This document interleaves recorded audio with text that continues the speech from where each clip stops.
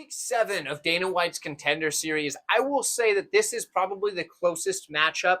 And in fact, I actually didn't make my pick officially until after I stewed on it for a little while after doing the tape study, doing the research. This is a really tough matchup to predict. I think both of these ladies have similar skill sets as far as skill level. And I really like this matchup. So we're in the strawweight division. We have Rose Conceic, and she's taking on Alexia Thainara. I don't speak Portuguese, so bear with me on the pronunciations. Do my best. For Tanara, she's 5-0 in her last 5, 10-1 on the career. It's a pretty good resume. I believe her only loss is to Bruna Brasil in like her second or third fight or something like that, like early in her career. Not a bad loss to have. I understand people were down on Bruna Brasil for a while there, but like at the same time, she's a UFC fighter and she's looked pretty good lately. So there is that. For Conceic, she's 5-0 in her last 5 because she's 7-0 on the career. There is that. So that's cool. She has been fighting in the LFA, which is a pretty big deal. It's a better promotion than most regional promotions. Let's put it that way. So interesting to note that. For this one here, we're going to start on the Tanara side. She is a good striker with a very, very heavy 1-2. Good forward pressure. She puts the volume out there, but the volume is mostly these heavy 1-2s. It's boom, boom, like she's trying to take your stinking head off with that heavy, that just boom, boom, just 1-2. You know, like extremely heavy. That is what she's trying to do. She hits pretty hard. For a 115-pound woman, this woman hits pretty gosh darn hard.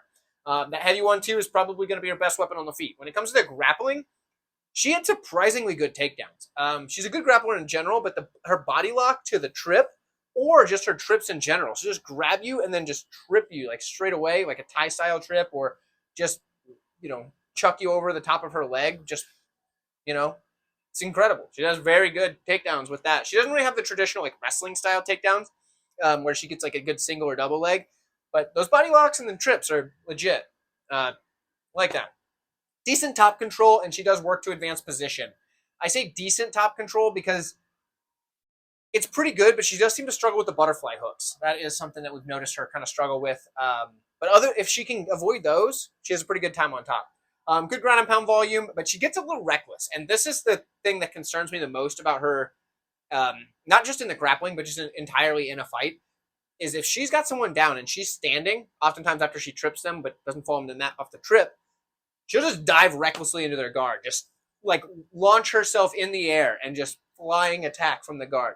Now, or into the guard. Now, I understand that looks super cool and it works out really well, but sometimes it doesn't. And if that opponent throws up a kick or something and just kicks you right in the jaw or like under the chin or whatever, and like you're mid-air, like obviously it's a legal move. You're allowed to do that, but you are getting wrecked. Like that is not good. Or you dive down there and you land on an elbow. You know what I mean? So absolutely just wild when it comes to that. That is the one thing. That's the biggest red flag I took away from the tape study on Tanara.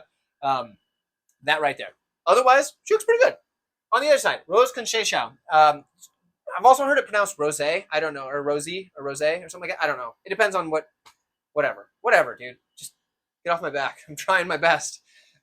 She's got good striking. She can strike from either stance. In fact, we saw was it her most recent fight or the one before that?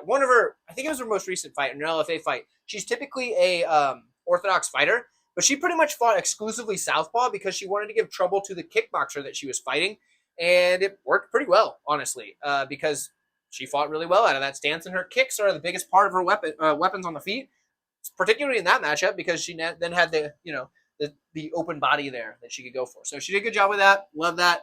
Either stance she can do well. Decent counter striking. I like that. But what I don't like is that when she's backing up, she keeps her hand. She has her hands up normally. When she starts backing up, her hands get really low. And if someone with forward pressure and a heavy 1-2, these two things together right there against somebody. That looks weird. All right. Well, you know what I mean.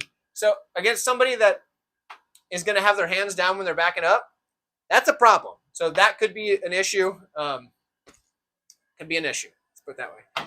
Good grappling as well. She's actually, I believe, some sort of national champion multiple time in Brazil, I think Brazil. I didn't watch her wrestling matches or anything, but it appears that she is a wrestling national champion of some sort. I don't know at what age group, if it was like when she was a child, an adult. I don't know.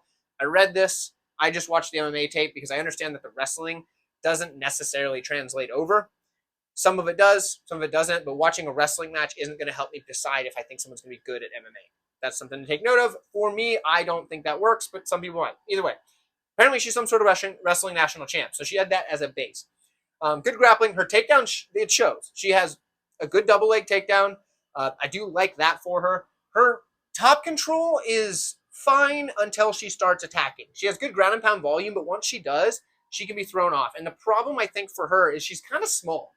She's like, what, 5'1" or something like that, which is small for any division. She probably could be an atom weight, but UFC doesn't have that. So that is a problem for her. But she does have good ground and pound volume. She just can lose position because of how small she is when she doesn't have those extra, grips to hold her down. So if she's going like this, she's not very heavy. She can get kind of launched off there. She does work to advance position, and it's actually, I would say she's better at advancing position than Tanara.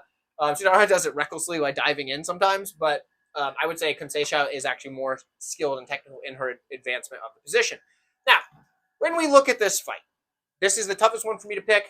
I assume that the LFA undefeated fighter in Conceic will be the favorite, but then again, I do not know because this is the day after week 6. So here we are recording. I'm actually going to go with Tanara for the reasons I pointed out with this drawing here. And I think she's going to be able to come forward and land that 1-2. And I think she's going to be able to do that much before Conceic gets her wrestling going. And I think even if she does get her wrestling going, I don't think Tanara's lost in the grappling. So I'm going to go with Tanara. I think she's going to land some heavy shots on the feet. I think she's going to get the win. Probably a decision because, it's a 115-pound, fight, and it's hard to get finishes, especially because both of them are skilled. Like, these are both good fighters. Unlike some of the matchups on this card that you may or may not have already watched that video, I think Tanara and Conceic both have a decent likelihood to make it to the UFC at some point. So let me know what you guys think. I do appreciate you tuning in. If you haven't watched the rest of the videos in the playlist, go ahead and check that out. It should be popping up on the screen if it has not already. Drop in the comments who you're taking in this one and any other comments you'd like to make about this video. And while you're down there, if you would like the video, I do appreciate it. If you don't like the video, you can hit the dislike too. That still helps the algorithm, so that's cool. But yeah, please do that. I appreciate you. I'll see you in the next one.